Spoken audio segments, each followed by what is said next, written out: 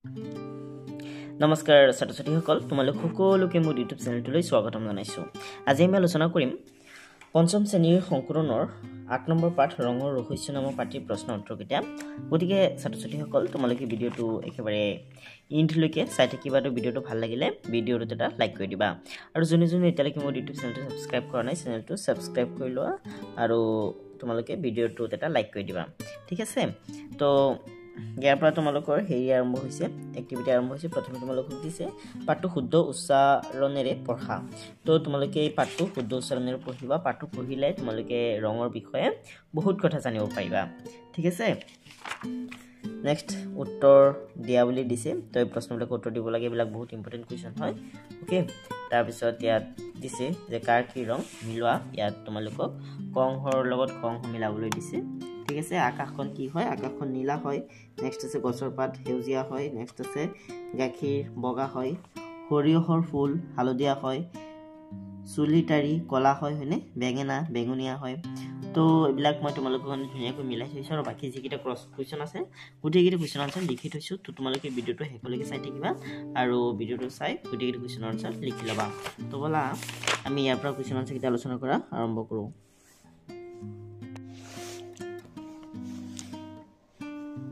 ছাত্ৰ-ছাত্ৰীসকল, তোমালোকক ক'ত সুধিছে যে আদিম মানুহে ক'ত বাস কৰিছিল, তেওঁলোকে ৰঙীন ছবি ক'ত আঁকিছিল। তো আদিম মানুহে ক'ত বাস কৰিছিল? তোমালোকে পাঠটো পঢ়িলে গম পাবা যে আদিম মানুহে গুহাত বাস কৰিছিল। ঠিক আছে, তো উত্তৰত লিখিবা যে আদিম মানুহে গুহাত বাস কৰিছিল, তেওঁলোকে গুহাৰ বেৰত ৰঙীন ছবি আঁকিছিল। আদিম মানুহে ক'ত বাস কৰিছিল? গুহাত বাস কৰিছিল আৰু তেওঁলোকে গুহাৰ বেৰত ৰঙীন ছবি আঁকিছিল। অ'কে, নেক্সট আছে খ। তোমালোকক সুধিছে যে সূৰ্যৰ পোহৰত কেইটা ৰং থাকে, সেই ৰংকেইটাৰ নাম কি কি?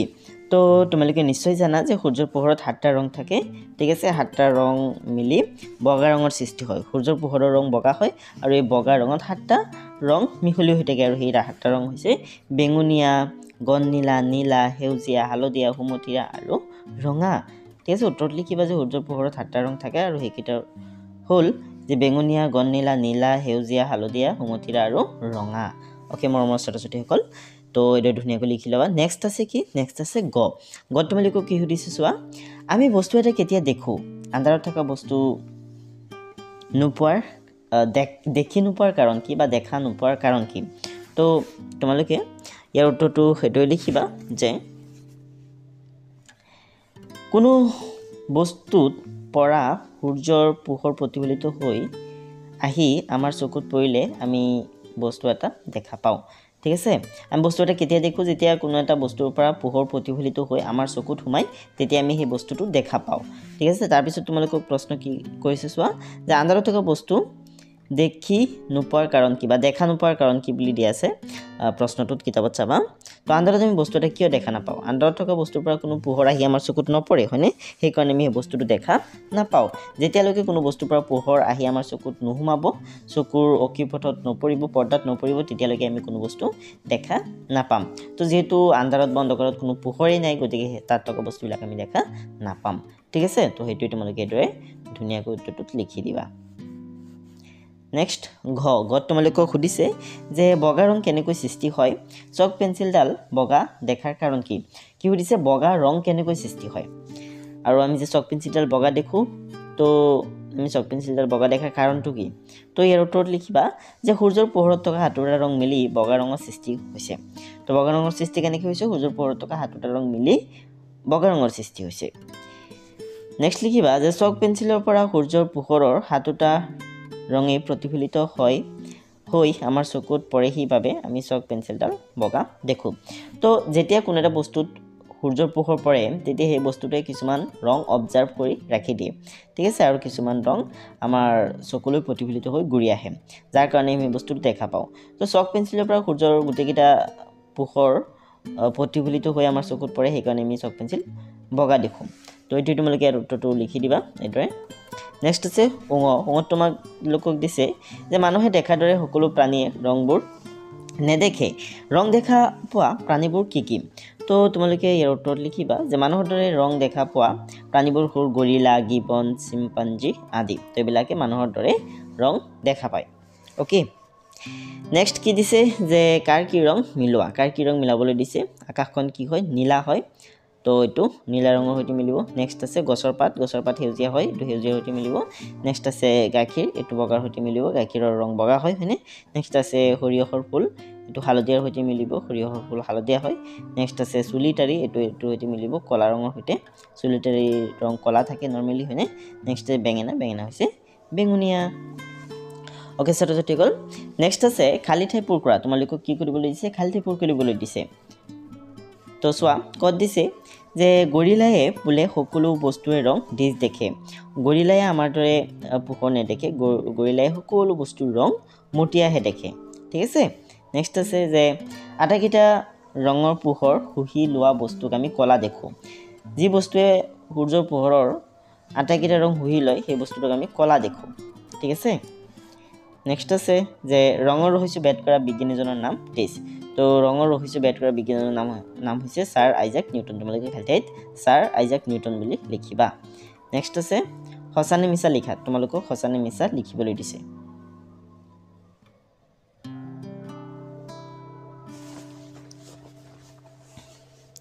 কত দিছে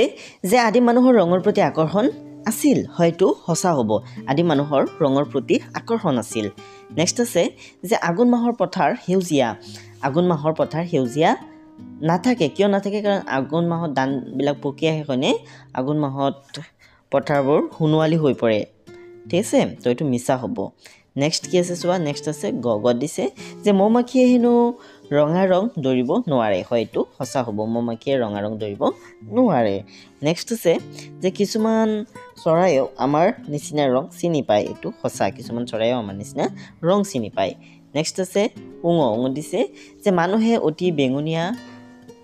ৰংটো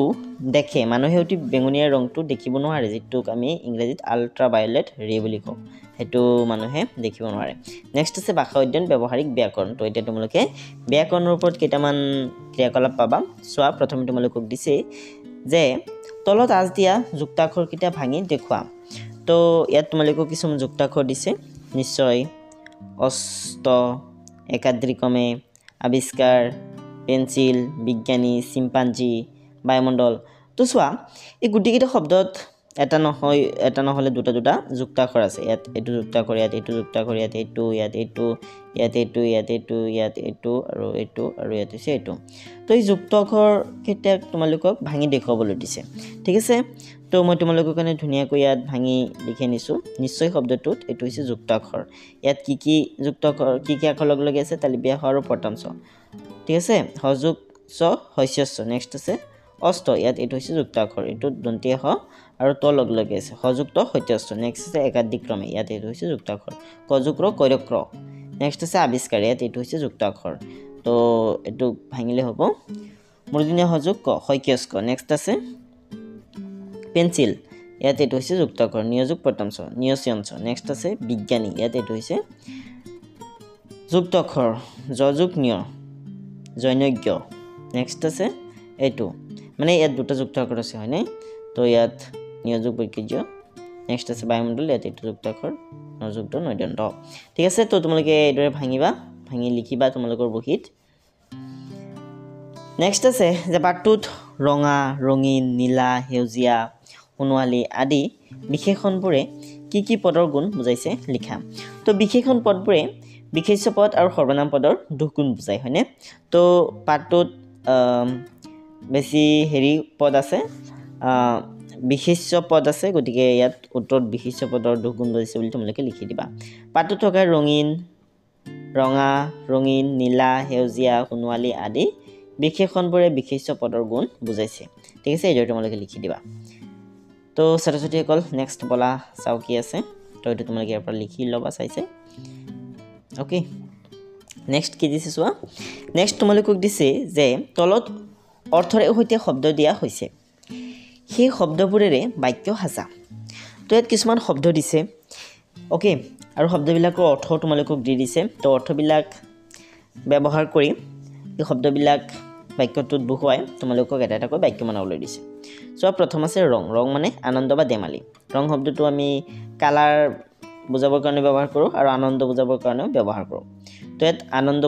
বুজাই এটা বাক্য বনাবলৈ দিছে ৰাজু পৰীক্ষাত ভালকৈ উত্তীৰ্ণ হোৱাৰ বাবে মাকৰ বৰ আনন্দ ইয়াত তোমালোকে আনন্দ নিলিখি ৰং বুলি লিখি দিব পাৰি শব্দটো তেতিয়াহ'লেও শুদ্ধ হ'ব নেক্সট আছে ৰং পানীৰ ৰং নাই ৱাটাৰ হেজ নো কালাৰ পানীৰ কোনো ৰং নাই নেক্সট আছে বহুৰঙী তাৰমানে কেইবা ৰঙৰ ফুলনিত বহুৰঙী পখিলা জাক উৰি ফুৰিছে নেক্সট আছে ৰঙীন তাৰমানে ৰংযুক্ত কাপোৰটো বৰ ৰঙীন নেক্সট আছে ৰঙীন অৰ্থাৎ ৰং লোৱা ৰং লগাই বেটো ৰঙীন কৰি পেলাবা নেক্সট আছে ৰঙিলি ৰঙিয়াল তিৰোতা মধুৰ মাক বৰ ৰঙিলি মধুৰ মাক বৰ ৰঙিলি নেক্সট আছে ৰঙালী তাৰমানে আনন্দপূৰ্ণ বা ধেমেলীয়া বা বহাগ বিহু তো এইটো লিখিবা তোমালোকে যে এইবাৰ ভালদৰে ৰঙালী বিহু পাতিব পৰা নহ'ল অ'কে নেক্সট আছে ৰঙিয়াল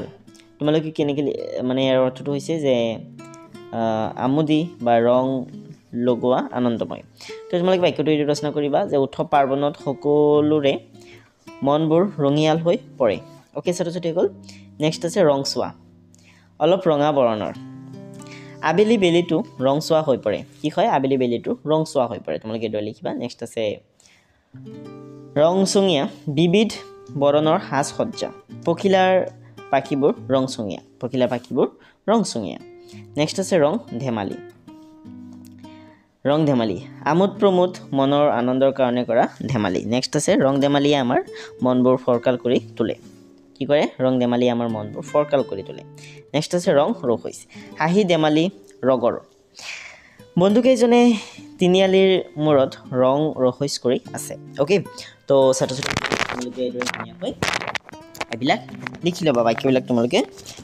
নিজৰ ফালৰ পৰাও বনাবলৈ চেষ্টা কৰিবা ইয়াতে মই লিখি দিয়া ধৰণে তোমালোকে বাক্যবিলাক বনাব লাগিব তেনেকুৱা কোনো কথা নাই তোমালোকে নিজৰ বাক্য বনাবলৈ চেষ্টা কৰিবা আৰু এইবিলাক সহজে হয় হ'লেও অৰ্থৰ সৈতে মানে উচ্চাৰণ শব্দবিলাকৰ অলমষ্ট ছেমেই হয় বাট ইহঁতৰ অৰ্থ বেলেগ বেলেগ হয় অ'কে বেলেগ বেলেগ ক্ষেত্ৰত আমি ইহঁতক ব্যৱহাৰ কৰোঁ তো তোমালোকে চাই ধুনীয়াকৈ লিখি ল'বা তাৰপিছত তোমালোকক দিছে জানো আহা অ'কে তো এইবিলাকো ইম্পৰ্টেণ্ট হয় ইয়াত কৈছে যে অনুস্বাৰ আচলতে উঙ ধ্বনিৰ এটা ৰূপ ঠিক আছে উঙ আৰু অনুস্বাৰ এই দুটাই ছেম হেৰি কৰে মানে কাম কৰে কিন্তু যেতিয়া শব্দত বিভক্তি যোগ কৰা হয় তেতিয়া আমি অনুস্বাৰৰ সলনি উঙ ব্যৱহাৰ কৰোঁ যেনেকৈ নেকি ৰং ইয়াত ৰ বিভক্তিটো লগ লাগিছে সেইকাৰণে ৰঙ লিখিছোঁ এনেকৈ যদি লিখা ৰ নচং ৰ তেতিয়াহ'লে এইটো ভুল হ'ব ৰঙ লিখিবৰ কাৰণে এনেকৈ লিখিব লাগিব নেক্সট আছে ৰঙত চোৱা ইয়াত ত আছে হয়নে ইয়াত ৰং আছে ইয়াত ত আৰু ৰ বিভক্তি লগ লাগিছে সেইকাৰণে ৰঙত হ'ব ইয়াত উঙ আহি যাব দুয়োটা নেক্সট আছে কলং ইয়াত কলঙৰ শেষৰ ফালে ৰ যেতিয়া লগ লাগিব তেতিয়া ইয়াত উঙ আহি যাব অনুস্বাৰৰ সলনি ঠিক আছে কলঙলৈ উঙ আহি যাব তো তোমালোকে এইবিলাক পঢ়ি মনত ৰখাবলৈ চেষ্টা কৰিবা ইম্পৰ্টেণ্ট হয় তাৰপিছত তোমালোকক আকৌ দিছে জানো আহা ইয়াত তোমালোকে ছাৰ আইজাক নিউটনৰ বিষয়ে জানিব পাৰিবা নিউটন এজন আমেৰিকান বিখ্যাত বৈজ্ঞানিক আছিলে ঠিক আছে নিউটনৰ তিনিটা ল বহুত জনপ্ৰিয় ঠিক আছে তো তোমালোকে চোৱা যে ৰঙৰ ৰহস্য বেদ কৰা বিজ্ঞানী এজন তো ৰঙৰ ৰহস্য কোনজন বিজ্ঞানীয়ে বেদ কৰিছিল ছাৰ আইজাক নিউটনে হয়নে তো চোৱা ৰঙৰ ৰহস্য বেদ কৰা বিজ্ঞানীজন ছাৰ আইজাক নিউটন তেখেতৰ জন্ম হৈছিল 1642 চনত ইংলেণ্ডত পিতৃ মাতৃৰ অবিহনে আইজাক নিউটন আইতাকৰ লগত ডাঙৰ দীঘল হৈছিল সৰুকালত তেখেত পঢ়া শুনাত অমনোযোগী আছিল কিন্তু নানা ধৰণৰ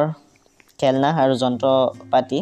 তৈয়াৰ কৰাত বৰ পাৰ্গত আছিল কম বয়সতে আইজাক নিউটনে বায়ুমণ্ডল আৰু বেলিগৰি সাজি উলিয়াইছিল আইজাক নিউটনে কেম্ব্ৰিজ বিশ্ববিদ্যালয়ত অধ্যয়ন কৰিছিল আৰু তাৰ পাছত তাতেই অধ্যাপনা কৰিছিল তেখেতৰ গণিত পদাৰ্থ বিজ্ঞান আৰু জ্যোতিৰ্বিজ্ঞানলৈ আগবঢ়োৱা অৱদান অবিস্মৰণীয় পদাৰ্থৰ গতি সম্পৰ্কীয় তিনিটা বিখ্যাত সূত্ৰ তেখেতে আৱিষ্কাৰ কৰিছিল এই সূত্ৰসমূহক নিউটনৰ সূত্ৰ বুলি জনা যায় গছৰ পৰা আপেল সৰি পৰা দেখি নিউটনে মধ্যাকৰ্ষণ তত্ত্ব আৱিষ্কাৰ কৰাৰ কাহিনী সৰ্বজনোদিত তেখেতৰ অন্য আৱিষ্কাৰৰ ভিতৰত পোহৰৰ প্ৰতিফলন আৰু দূৰবীক্ষণ যন্ত্ৰ উল্লেখযোগ্য তেখেত এজন সত্য অন্বেষণকাৰী মহান বিজ্ঞানী আছিল 1700 27 চনৰ 20 মাৰ্চত তাৰ ছাৰ আইজাক নিউটনৰ দেহাৱসান ঘটে অৰ্থাৎ মৃত্যু হৈছিল এইটো চনত ছাৰ আইজাক নিউটনৰ ঠিক আছে মোৰ ছাত্ৰ ছাত্ৰীসকল তো তোমালোকে ছাৰ আইজাক নিউটনৰ বিষয়ে পঢ়ি মনত ৰখাবলৈ চেষ্টা কৰিবা আৰু তোমালোকে ইণ্টাৰনেটতো সাৰ্চ কৰি তেখেতৰ ওপৰত ৰিচাৰ্চ কৰিবা ঠিক আছে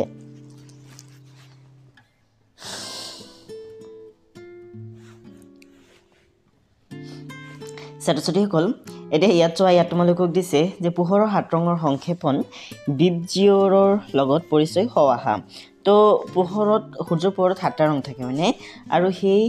7টা ৰঙৰ যি প্ৰথম আখৰ আছে প্ৰথম আখৰকেইটা যদি হেৰি কৰা হয় এটা সিকোয়েন্সত লিখা হয় তেনেহলে এই বিবজিঅৰ শব্দটো গঠন হয় ঠিক আছে এই বি এ ভায়োলেট ৰঙক বুজাইছে অৰ্থাৎ বেঙুনীয়া ৰঙক বুজাইছে আই এ ইন্ডিগো ৰঙক বুজাইছে অৰ্থাৎ গণনীলা ৰঙক বুজাইছে নেক্সট আছে বি ব্লু বা নীলা ৰঙক বুজাইছে বি এ নেক্সট আছে জি এ গ্ৰীণ বা সেউজীয়া ৰঙক বুজাইছে নেক্সট আছে ওয়াই ইয়েলো বা হালধীয়া ৰঙক বুজাইছে নেক্সট আছে ও এ অৰেঞ্জ বা সমথিৰা ৰঙক বুজাইছে নেক্সট আছে আৰ ৰেড বা ৰঙা ৰঙক বুজাইছে ঠিক আছে ছাত্ৰীসকল তো তোমালোকে এইবিলাক ধুনীয়াকৈ পঢ়িবা সূৰ্যৰ পোহৰত কোনকেইটা ৰং থাকে এইবিলাক মুখস্থ কৰি পেলাবা এইকেইটা ৰং থাকে ঠিক আছে violet indigo blue green yellow orange red এইবিলাক তোমালোকে মনত ৰখাবলৈ চেষ্টা কৰিবা আৰু এই শব্দটো তোমালোকে মনত ৰখাই থৈ দিবা তেতিয়াহ'লে তোমালোকে গম পাবা যে তোমালোকে মানে ইজিলি একেবাৰে সহজতে মনত ৰখাব পাৰিবা যে সূৰ্যৰ পোহৰত কোনকেইটা ৰং থাকে আসলে ঠিক আছে তো তোমালোকে এই বিবজিঅৰ শব্দটো মনত ৰখাই থৈ দিবা ইয়াত তোমালোকক কবিতা এটা দিছে যে ইয়াত কৈছে যে কবিতাটি লগে ভাগে গোৱা ৰঙৰ খেলা ৰঙা নীলা হালধীয়া অকলহৰীয়া ৰঙা নীলা মিলি দুয়ো হ'ল বেঙুনীয়া ৰঙাৰ সৈতে হালধীয়া পালো সুমথিৰা হালধীয়া নীলা মিলি হ'ল সেউজীয়া ৰঙা নীলা হালধীয়া কৰিলে মিহল মটিয়া ৰংটি পাবা ডাঠ বা পাতল কবি হৈছে নৱকান্ত বৰুৱা ওকে তাৰপিছত তোমালোকক ইয়াত কি দিছে চোৱা ইয়াত তোমালোকক দিছে যে এতিয়া তলত দিয়া ৰংবোৰ মিলাই চোৱা ইয়াত যেটো কবিতা দিছে এই কবিতাটোৰ পৰা তোমালোকে ইয়াৰ উত্তৰটো কৰিবলৈ পাবা ৰং আৰু নীলা মিলি কি ৰঙৰ সৃষ্টি হয় ইয়াত চোৱা কৈ দিছে যে ৰঙা নীলা হালধীয়া কৰিলে মিহল ৰঙা নীলা হালধীয়া তিনিটা মিহল কৰিলে মটিয়া ৰং পোৱা যায় কিন্তু ৰঙাৰ সৈতে নীলা হেই কৰিলে বেঙুনীয়া ৰংটো পাওঁ আমি হয়নে তো এইবিলাকে তোমালোকক লিখিবলৈ দিছে তো চোৱা ৰঙাৰ সৈতে নীলা মিক্স কৰিলে হ'ব বেঙুনীয়া ৰঙাৰ সৈতে হালধীয়া মিক্স কৰিলে হ'ব কমলা নেক্সট আছে হালধীয়াৰ সৈতে নীলা মিক্স কৰিলে সেউজীয়া হ'ব আৰু ৰঙা নীলা আৰু হালধীয়া মিক্স কৰিলে মটিয়া হ'ব ঠিক আছে তো যে তোমালোকে এইবিলাক লিখি ল'বা ধুনীয়াকৈ ইয়াত চোৱা ইয়াত তোমালোকক কৈছে যে ৰামধেনু এখন আঁকি তলত দিয়া ক্ৰমত ৰং বুলোৱা তো ৰামধেনুৰ একেবাৰে ওপৰত থাকে ৰঙা ৰং নেক্সট থাকে সুমথিৰা ৰং হয়নে নেক্সট থাকে হালধীয়া ৰং তাৰপিছত সেউজীয়া তাৰপিছত নীলা নেক্সট গণনীলা আৰু একেবাৰে তলত থাকে বেঙুনীয়া হয়নে তো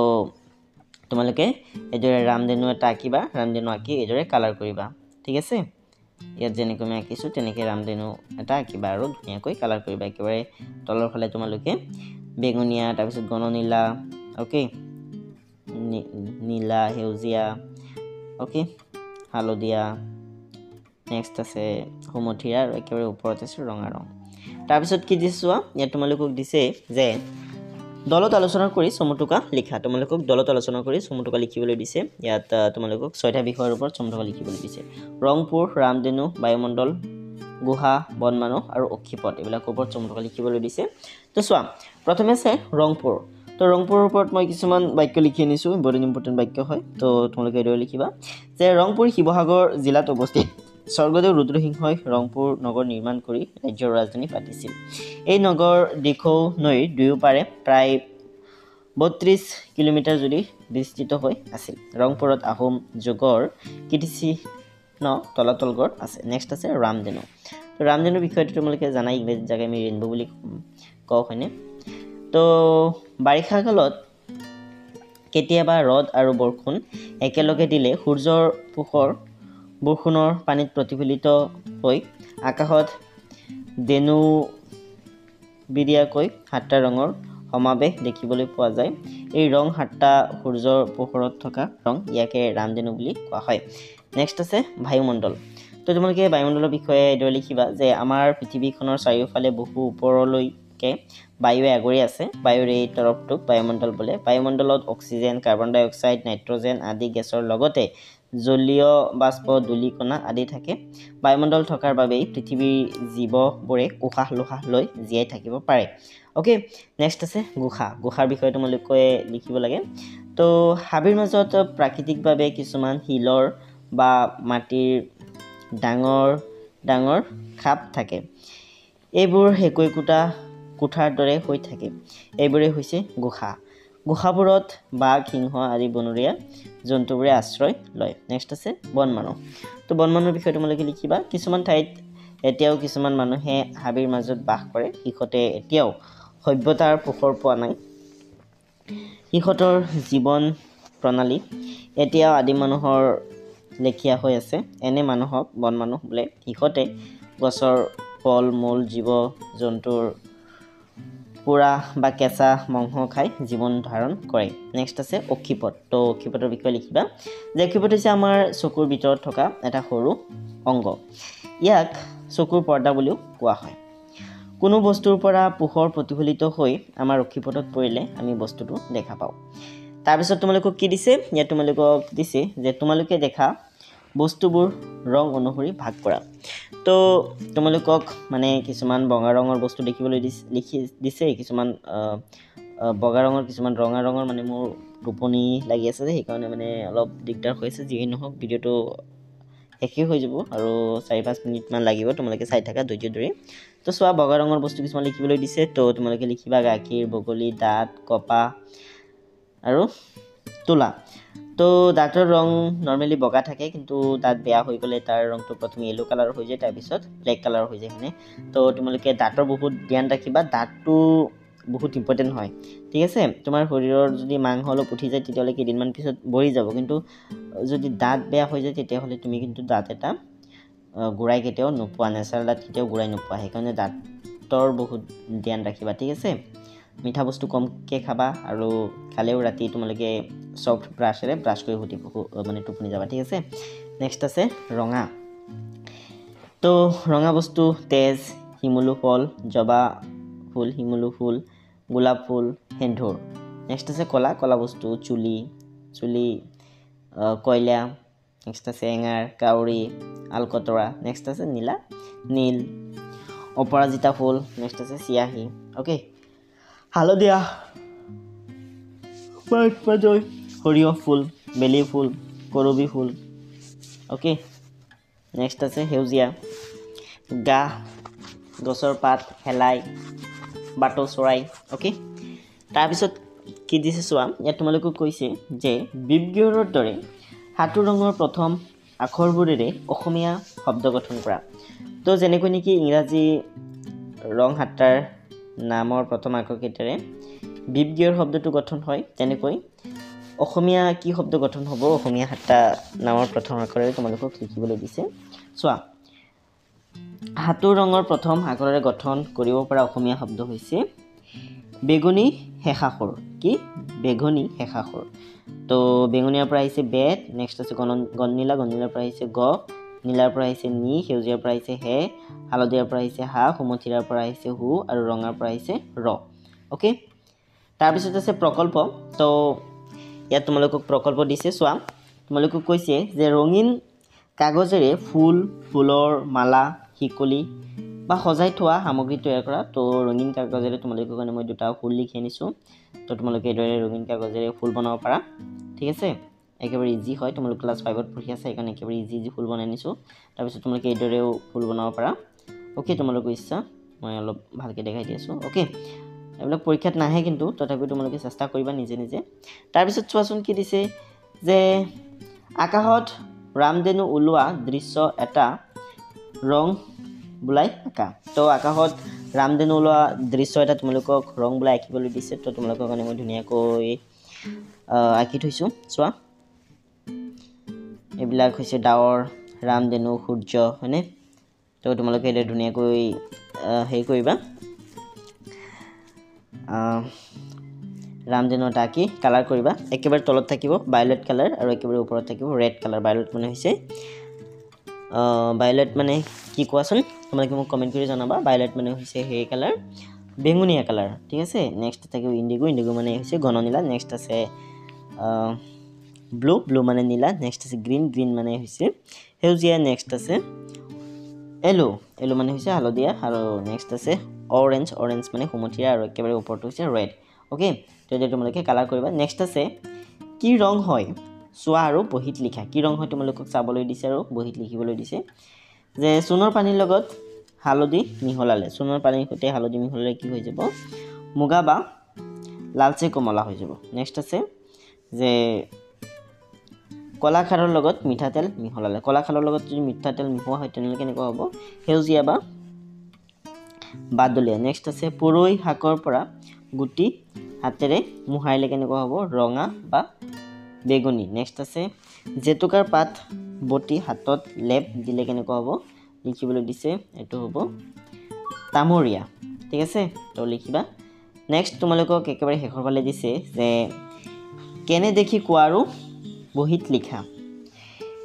এটি ৰঙা ফুল ভিন্ন ভিন্ন ৰঙৰ অতি পাতল কাগজ বা কাঁচৰ মাজেৰে চালে তো এটি ৰঙীন ফুল যদি ভিন্ন ভিন্ন অতি পাতল কাগজ বা কাঁচৰ মাজেৰে চোৱা হয় তেনেহ'লে কেনেকুৱা দেখা যাব সেইটো তোমালোকক ক'বলৈ দিছে আৰু চাবলৈ দিছে